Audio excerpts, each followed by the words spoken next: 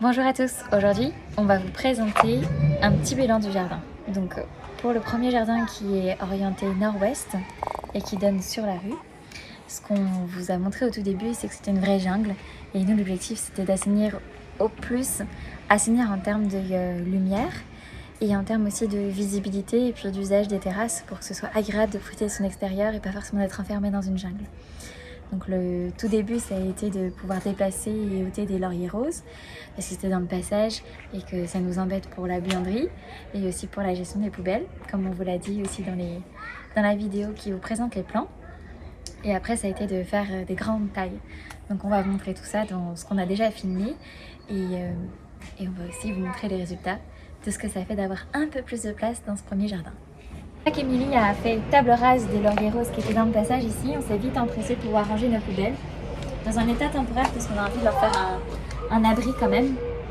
Mais ça nous est très pratique. De ce côté-ci, on a fait une coupe au bol, comme l'a dit une des personnes dans les commentaires des vidéos, pour les lauriers roses. Pourquoi? Parce qu'en fait, ils étaient très nombreux, ils avaient peu de place pour pouvoir se développer et ça faisait longtemps qu'ils n'avaient pas été taillés pour pouvoir leur redonner de l'ampleur. Donc, certes, c'est très bas aujourd'hui, mais demain ils vont pouvoir à nouveau respirer et nous faire profiter de leurs belles petites fleurs. Une des choses que vous aurez pu noter c'est qu'on a aussi ôté toute la balustrade à l'italienne de ce côté là pour pouvoir faire respirer mais d'une façon plutôt minérale le jardin et ça va être le cas pour l'autre côté.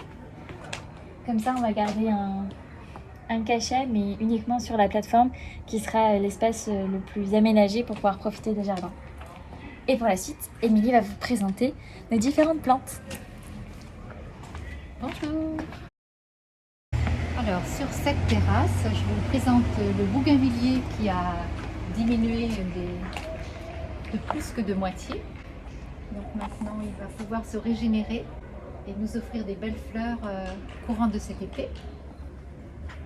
Nous avons nettoyé tous les abords des terreaux de tout ce qui était encombrant. Il nous reste une petite plante, on ne sait pas ce que c'est, on va voir quand elle va grandir, qui est juste là à l'extrémité. Il y a une glycine qui est juste à l'angle de la terrasse, une toute petite glycine là, sur cet arbre noueux dont j'ai oublié le nom. Un grand laurier sauce qui a subi vraiment une très grande taille là. Il continue de grandir et peut-être qu'il aurait atteint les fils électriques. Donc il y avait le côté sécurité et puis il y avait aussi le côté éclaircissement de cette terrasse qui est magnifique. Orienté nord-ouest et là nous sommes vraiment dans l'ouest du soleil qui est très bien éclairé, qui est très agréable actuellement. De ce côté il y a un bougainvillier, un grand bougainvillier, un camphrier, des lauriers roses. Tu peux les montrer s'il te plaît? Oui. Alors le laurier rose. Comment est-ce qu'on le reconnaît celui-là? Alors c'est assez facile. Donc les branches sont, le tronc et les racines sont très toxiques. Donc quand on y touche, il faut bien se laver les mains. Ce sont des grandes feuilles et donc qui demandent à être bien taillées au printemps. Qui a de belles fleurs roses ou blanches. Donc ça c'est le bougainvillier qui est noueux et piquant, voilà, qui a de très belles fleurs. Défense naturelle. Exactement. Et dans combien de temps est-ce que les lauriers roses ils vont refleurir et ils auront la taille de ce qu'ils avaient avant? Ah, cet été. La taille, non. Cet été, ils vont refleurir. Et je pense que c'est à peu près 15 cm, 20 cm selon la terre, selon l'ensoleillement, selon l'eau qui sont apportées. Donc ils vont grandir petit à petit, mais là ils sont bien déjà. Et ça leur fait beaucoup de bien.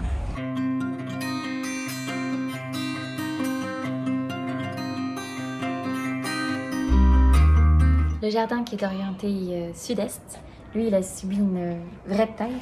Et on a cet aspect très minéral pour l'instant qui demeure parce qu'en fait on a besoin de faire un grand ménage et Émilie va nous présenter tout ce qui a été ôté et pourquoi ça a été fait et puis quelques indices sur le futur aménagement. Alors je vais vous présenter ce qu'il reste. Il reste deux camphriers, deux magnifiques camphriers un très beau rosier là qui est en train de commencer les fleurs, les feuilles commencent à apparaître.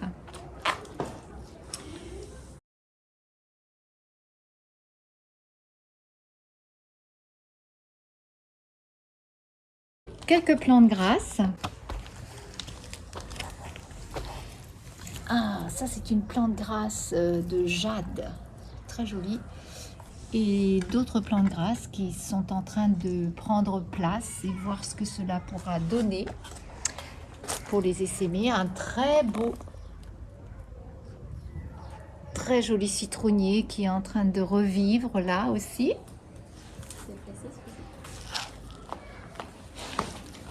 Un yucca, nous l'avons tutorisé pour voir ce qu'il va pouvoir faire au bout du compte. Je ne sais pas trop comment vit un yucca après avoir subi un gros choc physique. Nous Sur la verrons. tête. Voilà, sur la tête.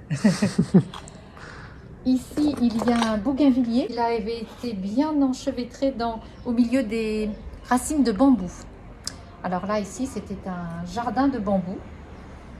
Et vous pouvez remarquer qu'il n'y a plus de bambou.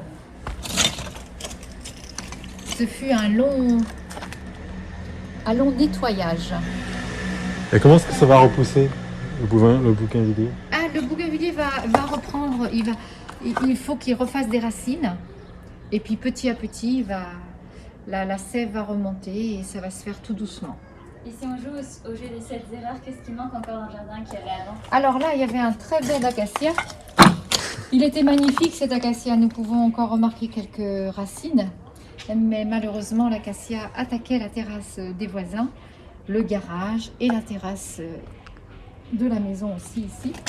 Donc il était tout à fait temps de supprimer cet acacia. Mais nous lui avons fait une petite fête de départ.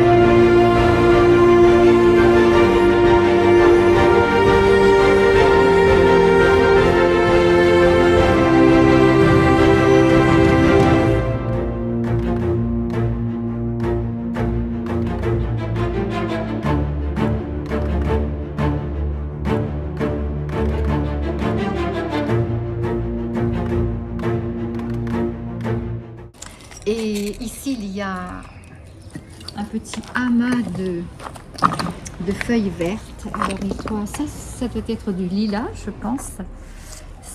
Ceci, ce sont des petites fleurs blanches. Je regarderai, je vais chercher le nom de cette plante. et nous allons voir comment elles vont évoluer et comment nous pouvons les réutiliser sur cet espace. Et je verrai bien des jolies fleurs rouges, jaunes, oranges apparaître sur cet espace et qui sont un petit peu mi-plantes grasses et qui ne demandent que peu d'eau, peu d'entretien. Et alors là, c'est la joie parce que c'est coloré, c'est magnifique, c'est une envolée de couleurs. Donc je verrai bien ça sur cet espace-là prochainement. Donc encore un petit peu de terreau maintenant, laisser la terre se reposer, y apporter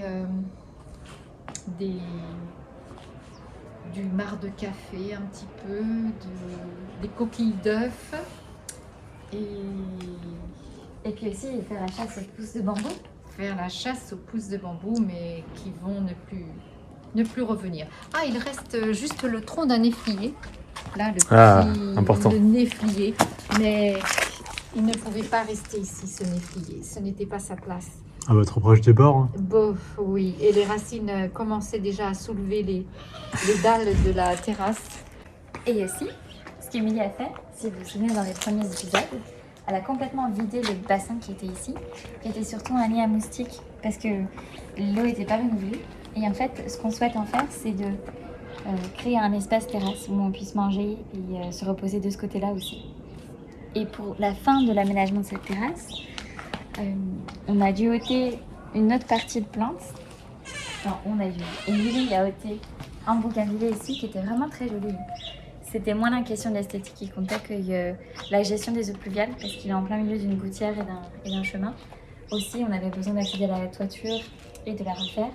Et également ces bambous qui étaient très très très gênants en termes de proximité des fondations et qui étaient très nombreux. À bientôt!